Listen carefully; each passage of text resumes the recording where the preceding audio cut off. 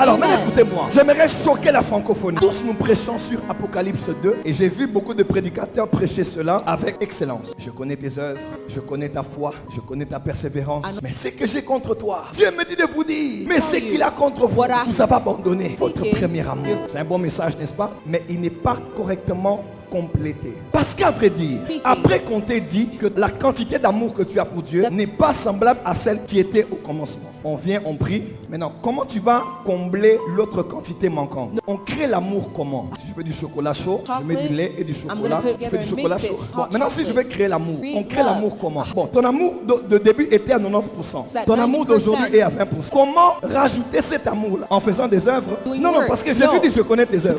Le problème, ce ne sont pas les œuvres. Oh non, tu dois revenir à l'église comme tu venais. Tu n'aimes plus Dieu. Est-ce que l'amour pour Dieu est déterminé par le nombre de fois qu'on vient à l'église? Les sorciers aussi viennent détruire l'église en venant plus, d'ailleurs tous les jours plus que ceux qui ne prient. Vous allez voir les thèmes. Aimer Jésus. Comment aimer Jésus? Aimer Jésus mes frères. Aimer Jésus mes soeurs. Et beaucoup de chrétiens après ces messages sont dépressifs. C'est vrai. Après ces messages sont culpabilisés. Et on le dit. Tu dois aimer l'Éternel ton Dieu de tout ton cœur, toute ton âme, toute ta force. Frère, tu n'aimes plus Dieu. Vous n'aimez plus Dieu. Et les chrétiens sont là. Ils se culpabilisent. Comment aimer Dieu? Comment grandir l'amour? Comment on fait pour aimer Dieu? L'amour est mesuré sur quoi? C'est par ce que je ressens ou par ce que je ne ressens pas. Même nous qui aimons Dieu, il y a des jours où tu n'as pas envie de prière. Il y a même des jours où tu as envie d'inviter Satan à te faire tomber. Tu dis, Satan, ma maman bonne c'est la radio présente. Dans les 365 jours de l'année, il y a un jour où le fou en nous se révèle. Alors on aime Dieu comment? Mon premier amour, je veux aimer Dieu. Et le prédicateur vous prêche. Aimez Dieu, aimez Jésus, aimez Dieu. Mais comment créer l'amour?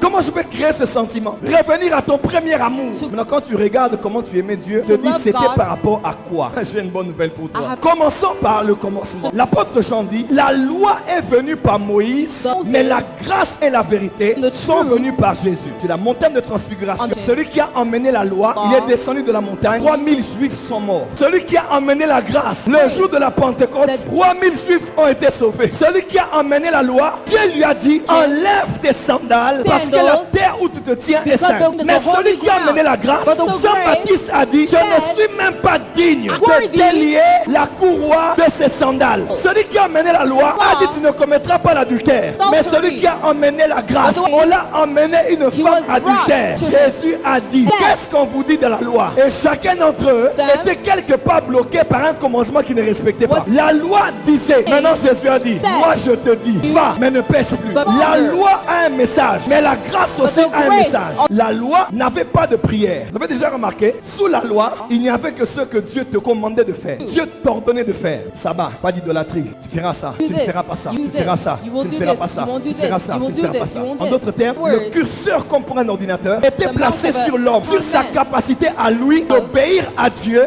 en respectant tous les 10 commandements. Et vous connaissez de la Bible, tu pouvais respecter 9, mais si tu faillissais dans un seul, tout le reste était annulé. Pourquoi il n'y avait pas de prière sous la loi? Parce que Dieu avait fait de la loi un pédagogue. La loi était venue pour coincer l'homme. La loi était venue pour coincer l'homme dans sa capacité de plaire à Dieu. Dieu avait tout fait parce qu'il voulait introduire Jésus. Il a dit, il faut que l'humanité comprenne qu'il ne peut pas me plaire parce que lui fait pour moi. Dans 10 commandements, Dieu sait que personne ne va respecter ça. Il donne 300 autres lois. Dieu sait qu'ils vont faillir. Oui, c'était un enseignant. Dieu voulait montrer aux hommes que tout ce que vous allez faire pour me plaire, ça ne va pas satisfaire ma volonté. Et non seulement cela, mais en même temps ne va pas vous rendre juste devant moi. Voilà pourquoi même sous la loi, Dieu avait des choses qu'il faisait entrer en scène pour donner une image de la grâce. C'était des hommes ou des femmes, c'était des meubles ou des mobiliers, c'était des événements, c'était des histoires. Par exemple, l'agneau. L'agneau montrait simplement que personne ne peut aller mourir pour que son sang sauve tout Israël. C'est un autre qui mourrait à la place du peuple et son sang purifié. Par exemple, Rahab la prostituée, Ruth la Moabite, elles sont entrées sous la lignée du Messie pour révéler que ça ne dépendra pas bientôt de vous. Mais j'ai quelque chose de parfait à vous révéler. Voilà pourquoi Jésus a dit, tu n'as plus ni sacrifice, ni holocauste, mais tu m'as formé un corps. Écoutez, parce que dans le livre, il est question de moi. L'histoire de Joseph, ça parlait de Jésus. L'histoire de David, de Jésus. L'agneau pascal, de Jésus. Le fils de Cramoisi, ça parlait de Jésus. Tous ces récits-là, il était question de moi. Mais maintenant, moi-même, je viens pour montrer aux hommes qu'ils ne peuvent pas te plaire toi. Et Jésus a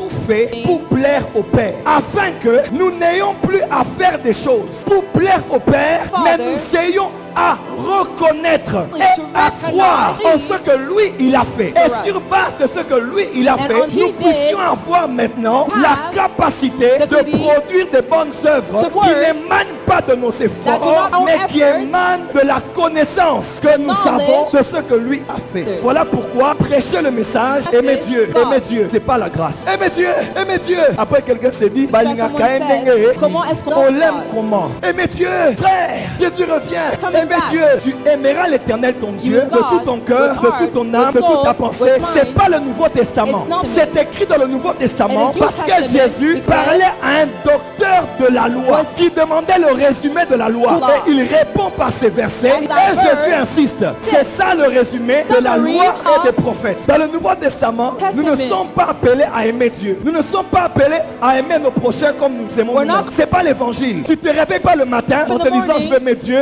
je vais aimer ma femme comme je m'aime, aimer mes frères et sœurs. C'est pas la Bible. Ça c'est la loi. C'est l'homme qui doit fournir des efforts. C'est la religion. C'est la loi. Je dois aimer mon frère comme je m'aime moi-même.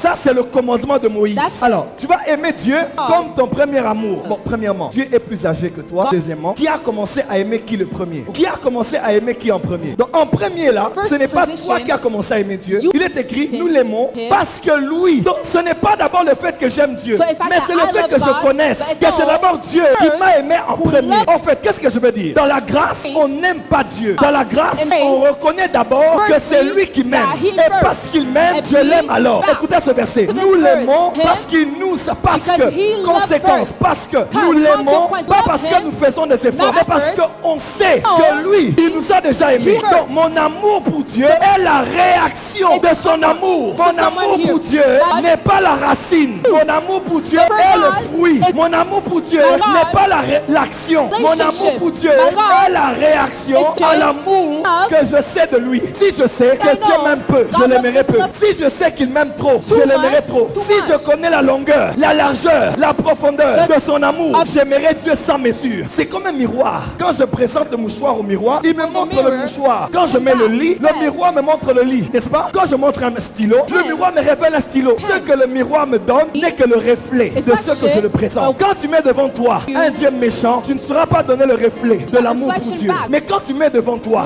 l'infini amour de Dieu, l'amour que tu vas donner à Dieu, voilà pourquoi dire aux gens de laisser le péché, c'est bien. Mais il y a quelque chose qui prêche plus que cette prédication. Quand tu réalises combien Dieu t'aime, il t'a pardonné, tu avais avorté. Il a même renouvelé ses promesses. Tu étais tombé, il t'a relevé. Quand tu réalises cet amour, parce qu'il m'aime comme ça, je laisserai telle chose. Je laisserai telle chose. Je laisserai telle chose. Nous l'aimons parce que lui nous a aimé le premier. Sous la loi, on force à aimer Dieu. Mais sous la grâce, on a la connaissance de son amour. C'est cette révélation qui crée en nous l'amour. En quoi consiste l'amour de Dieu? On sait que quand nous étions pécheurs, Christ est mort pour nous. Elle a été donnée comme victime expiatoire.